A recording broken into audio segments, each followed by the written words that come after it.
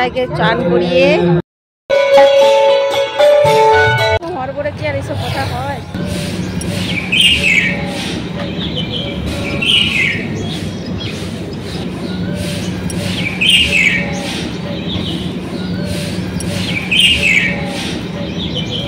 ভগবানের কোনো অলৌকিক কথা শুনলেই আমরা মনে করি সামনের জন হয় পাগল, না হলে কুসংস্কারে তার মধ্যে ভরা। কিন্তু এটা একদমই না। ভগবান বলে কিছু নিশ্চয় আছে।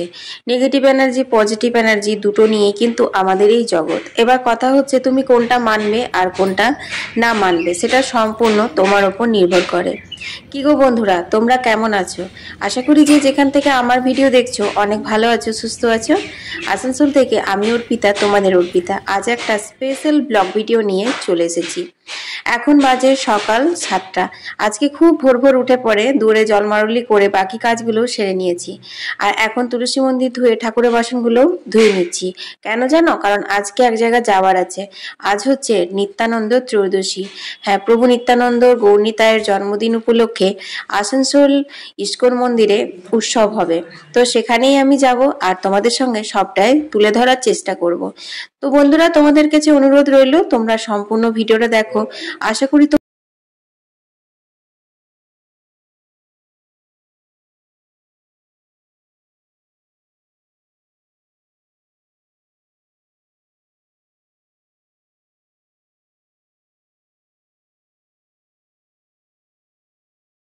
জলখাবারে।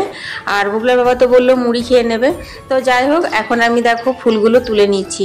আর এই ফুলটা যদি আমি এখন না তুলি না, তাহলে আবার সেই ঘরের টুকটাক কাজ করতে লেগে যাব। তারপর মনে হবে তাড়াতাড়ি করে স্নান করে নিয়ে ফুলটা না তুলতে ভুলেই যায়। তো চলো বন্ধুরা, ফুল তুলতে তুলতে আর অন্যান্য কাজগুলো সারতে সারতে তোমাদের কয়েকটা সুন্দর সুন্দর কমেন্টের উত্তর দিয়ে দিই। অদ্রিজা শিলিগুড়ি থেকে লিখেছে, অর্পিতা দিদি ভাই তোমার ভিডিও দেখতে আমার খুব ভালো লাগে। আর তুমি যে ভিডিওতে সবার নাম নাও সেটাও আরো ভালো লাগে। আমার নামটাও নিও। তো এই যে অদ্রিজা, তোমার নামটাও নিয়ে নিলাম। আর খুব ভালো লাগলো গো তোমার এত সুন্দর কমেন্টটা পড়ে। তোমাকে অনেক অনেক ভালোবাসা আর অনেক অনেক ধন্যবাদ গো। বুবলা কি করছিস? দেখো, তোমরা কেউ এভাবে চাউমিন খাও বুবলার মতো? কুরকুরে দিয়ে চাউমিন। দেখো, ম্যাগি মশলা দিয়ে চাউমিনটা ভেজে দিয়েছি, তার সাথে আবার কুরকুরে অ্যাড করছে। মানে কি খাওয়া! দেখি কেমন লাগে খেতে। আহা হা হা হা।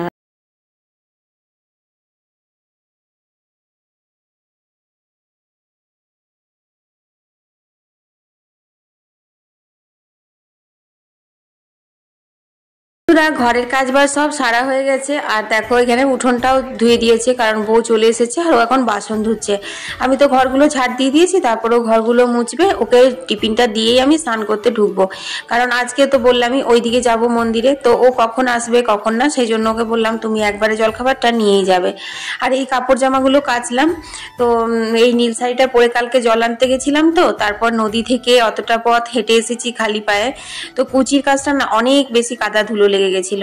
তো সেই জন্য, তাছাড়া না আমি যে কোনো শাড়ি পরে পরে একবার জলে ধুয়ে না রাখলে আমার ঠিক ভালো লাগে না। মানে সেই সব শাড়িগুলো আর কি যেগুলো পুজোর কাজে ব্যবহার করি, সেগুলো একটু ধুয়ে রাখলেই বেশ পবিত্র লাগে, এই আর কি। যাই হোক, ডাস্টবিনের ময়লাগুলো এসছিল ময়লাবেলাটা, তো সেটাই বউকে বললাম একটু দিয়ে আসো গা। তো ময়লাগুলো দিয়ে দিল। তো চলো বন্ধুরা, এখন আমি চটপট করে স্নান করে আসি।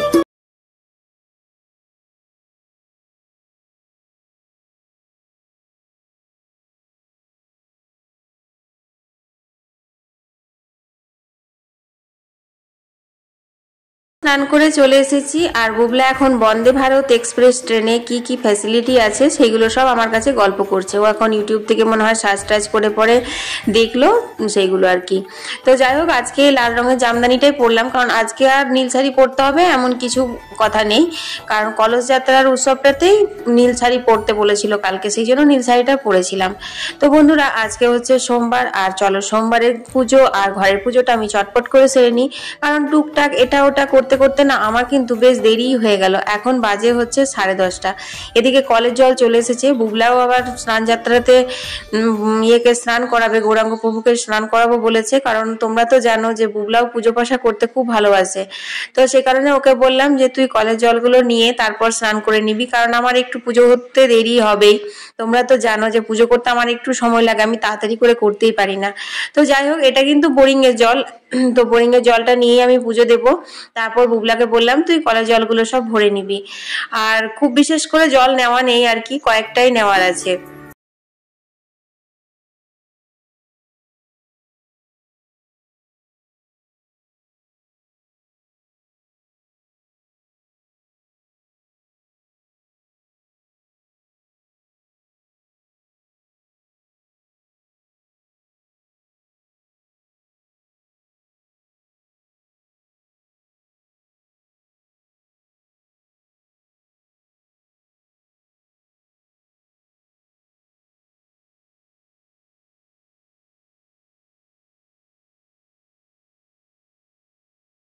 ঘরের সমস্ত পুজোর স্বাদগুলো করে নিলাম। জানো তো, বৃহস্পতিবার আর সোমবার এই দুদিন আমার অনেক পুজোর স্বাদ থাকে। পুজোর স্বাদ করতেই 1 ঘন্টা লেগে যায়। এখন 11টা বেজে গেছে।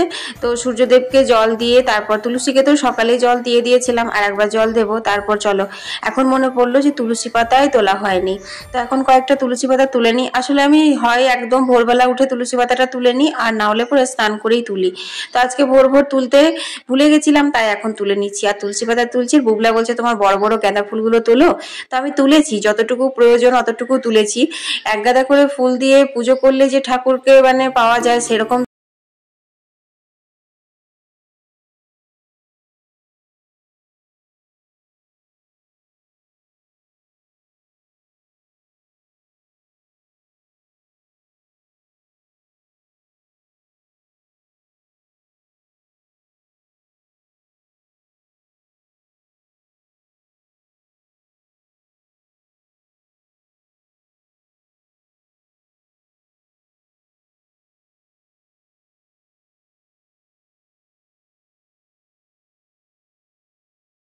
আছে। এখন বাজে হচ্ছে 11:30, আমি রেডি হয়ে গেছি। দেখো, এগুলোই পরলাম, বা শাড়িটা তো পরেছিলাম অনেকক্ষণ।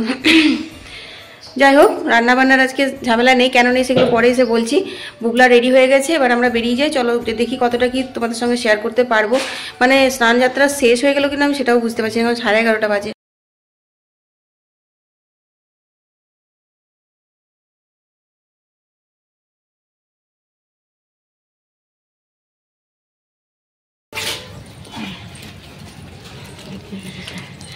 তো চলো, দেখো আমরা এখন বেরিয়ে গেছি। এই বাঁকুড়েশ্বর হয়ে চলে যাবো, এদিকে।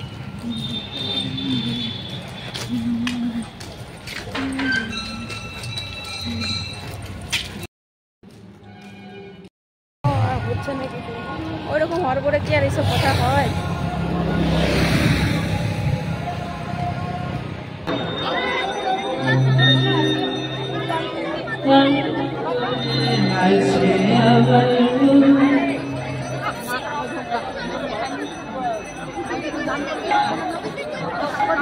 তো বন্ধুরা, স্নান যাত্রার অনুষ্ঠান তো শুরু হয়ে গেছিল, আমাদের অনেকটা লেট হয়েছে। তো দেখো, বুবলা কিন্তু এসে স্নান করানোর সুযোগ পেয়ে গেল।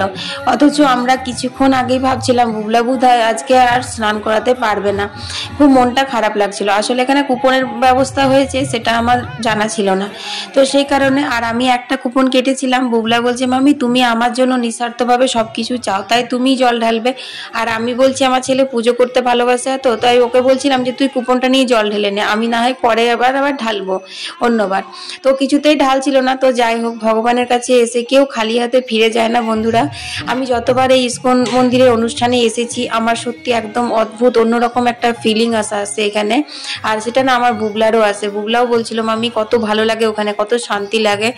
তো যাই হোক, বুবলা জল ঢেলেছে, আমিও জল ঢেলে নিচ্ছি এখন। দেখো, আর খুব ভালো লাগে জানো তো এই অনুষ্ঠানটা। চলো তোমাদের সঙ্গে শেয়ার করি অরিজিনাল ভিডিওটা।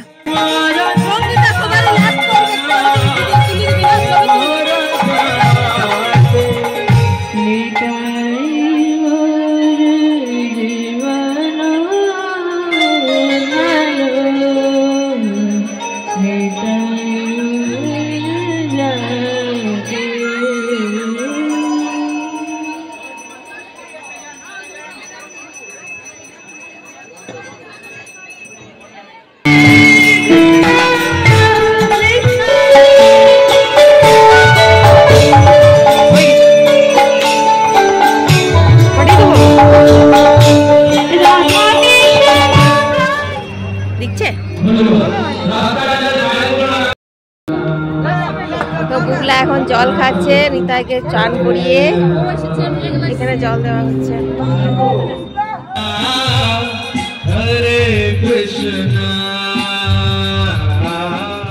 তো বন্ধুরা এখানে কিন্তু প্রসাদ খাওয়ারও ব্যবস্থা থাকে। তো যারা ভক্তরা সবাই আসে এখানে, কেউ কিন্তু অভুক্ত ফিরে যায় না মন্দির থেকে, সবার জন্য কিন্তু প্রসাদের ব্যবস্থা থাকে। তো সমস্ত রান্নাবান্না হচ্ছে, এগুলো বুবলা শ্যুট করেছিল।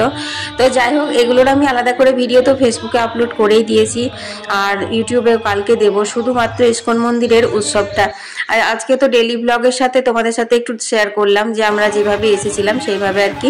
তো যাই হোক বন্ধুরা, দেখো এখন স্নান যাত্রার পর্ব শেষ হয়ে গেছে। এরপর দেখো এখানে চন্দন মাখানো হচ্ছে, এটা গুঁড়ো চন্দন মনে হয়। তো এটা মাখিয়ে ভালো করে ফুল দিয়ে ঘষে তারপর দেখো এবার এই যে কলসির জলগুলো দেখছো, এই জলগুলোই কিন্তু কালকে আমরা কলস যাত্রাতে নিয়ে এসেছিলাম, সেই জল দিয়ে এখন প্রভুকে স্নান করানো হচ্ছে। তো বন্ধুরা প্রথমে কিন্তু আমরা যেগুলো দিয়ে স্নান করালাম সেগুলো কিন্তু পঞ্চামৃত ছিল, আর তারপর কিন্তু এই জলটা দিয়ে স্নান করিয়ে তারপর প্রভুকে মানে পোশাক আশাক করিয়ে সাজানো গোজানো হবে।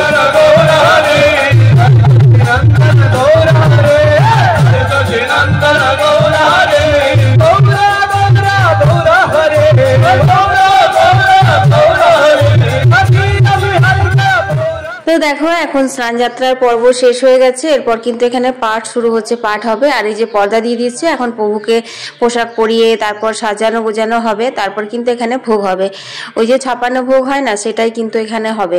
মন্দিরের ভেতরে যখন কোনো উৎসব হয়, মানে জগন্নাথ দেবের যখন স্নান যাত্রার উৎসব হয়, যখন গৌরাঙ্গ প্রভু স্নান যাত্রার উৎসব হয়, তখন কিন্তু ঠাকুরকে মন্দির থেকে নিচে বের করে এখানে স্টেজ করে তারপর এখানেই মানে স্নান করানো হয়, ভোগ দেওয়া হয়।